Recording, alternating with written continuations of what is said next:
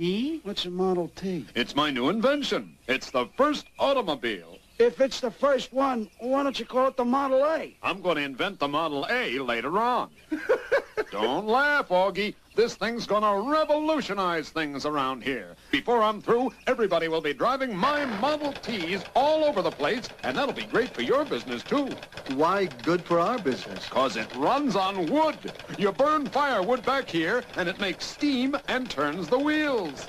Well, the Model T took Mocha by storm. Everybody had to have one, and Cousin Henry was turning them out night and day.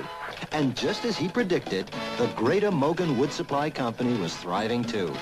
Pablo and Augie hired 4 new people to help them keep up with the demand.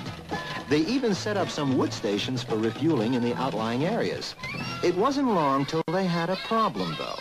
They were cutting trees faster than they were growing, and the environmentalists were up in arms again. Look, this whole island's gonna stop running unless we find some new wood pretty quick. How about your coconut husk idea? I got O'Toole working full-time on that, but he says, well, not for a while yet. And even if it works out, the husks would only meet some of the fuel needs. We still need a new supply for construction and paper and clothes and all the other things people are making from wood. Okay, so new exploration is the only answer. Sure. There's probably a lot of wood out there. We'll just have to go and find it. That'd be awfully expensive. We'd need to locate some, and then boats. A lot of boats to haul it back. Let's get the stockholders together. So, that's the story. We're going to have to invest a lot of clams in exploration and new equipment, and our profits just haven't been great enough for us to do it all out of earnings. So, what do you think? Well, it seems like we got no choice. If we don't expand to fill the island's needs, things will go bust, I'm afraid. I agree. Okay, we'll just put up some more capital, but remember, this is a risky business, and we expect a good return on our investments if you do well. Right. Some years you haven't hardly made a profit at all, and we've had little dividends. Yeah, and most of us are small investors. We can't afford to lose our money, and we need a fair share of your profits. Well, they raised the money, and the Greater Mogan Wood Supply Company began its international operations. At first, they were able to operate on deserted islands, so costs remained pretty much where they had been. And besides, those eager Beaver Islanders were selling wood to Mocha, so competition provided a check on the prices. But they soon found they had to go farther away each trip to locate the wood to fill all Mocha's needs. So they started making the rounds of the inhabited islands. Yeah, we'd like to make you an offer for the wood rights on that forest next to the beach. It went well for a time. The price of a cord of wood on Mocha was up slightly because of increased costs, but the company developed some efficiencies, bigger boats, and a couple of new sawmills for conversion of whatever product was needed at the time. Mocha was enjoying a period of growth and plenty. Prices were up generally, but that seems inevitable in good times. There were lots of new babies, housing developments, roads, cars, and other inventions all over the place. There was incentive for everybody to work. It was a time of peace and plenty. It always seems that the happiest times are when the fates conspire. Who you calling a sassafras lover? You big shooter, your whole life come around here on that big jive talk about... It all started at a party over on Stoned Island. A minor disagreement grew into a riot and then to a skirmish, and finally King Basil I declared war on the Garlic Island. King Basil sucks it! Fire one! Fire two! Garlic over aulas! The conflict spread until most of the outer islands were involved. And although the Mogans were, for the most part, neutral, they were nevertheless affected. Where do you think you're going? We're bound for Coors Harbor to pick up a cargo of wood. Nobody goes through these waters. But we've got a schedule, and Mocha's neutral, and I don't care about that.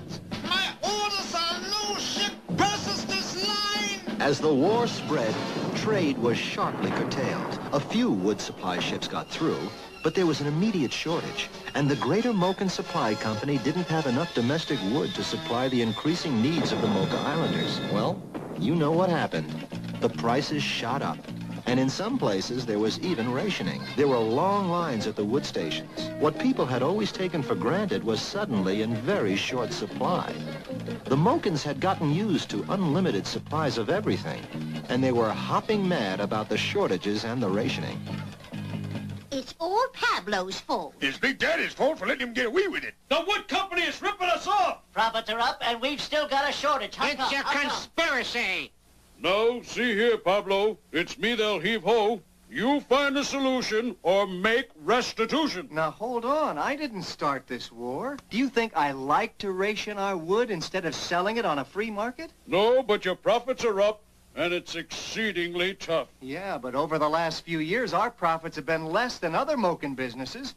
And besides, if we don't make profits, we can't keep our company growing to take care of everybody's needs. And we can't go exploring for new sources, and we can't step up our replanting program. Without profits, our wood supply will gradually get less and less. Get us out of this mess, or by decree I'll possess. If I have to stop it, I'll declare you non-profit. How can you or anybody else run my business without a profit? Where are you going to get the clams for new equipment, or to even... If I need some new axes, I'll levy some taxes. Try and tell that to your subjects out there. Come on out, Pablo. We know you're in there. Good Baron. Profiteer! Highway robbers, more like Yes, it is. Well, Mocha's got a real problem on its hands. What's the solution? Hang Pablo by his thumbs? Well, that's not really going to do any good. If they leave him alone, maybe he can work his way out of it. Take over the wood industry? Well, that's possible. It's been done in some other countries, but it hasn't been very successful. One thing is clear. Supplies are going to be inevitably scarce, perhaps for a long time.